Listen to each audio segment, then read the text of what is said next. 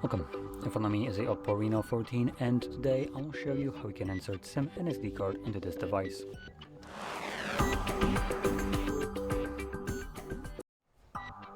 So to get started, you'll want to grab a SIM eject tool similar to this one, which will come provided with the device in the box, but if you can't find it, you could use a paperclip. Extend on one of the ends and it should work just as well. Next, locate the tray, which looks to be at the bottom of the device, so right over here. So grabbing your tool, put it into the insert area, which is part of this cutout, and then push it in. When you push it in, you can see that the tray pops out enough for you to pull it out.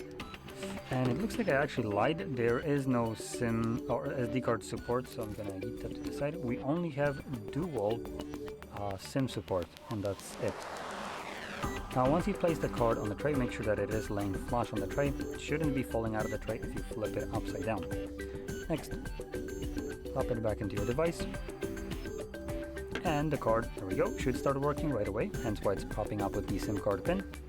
I'm going to quickly confirm that. This will unlock my SIM card, and the card is now ready to be used. So, if you found this very helpful, don't forget to hit like, subscribe, and thanks for watching.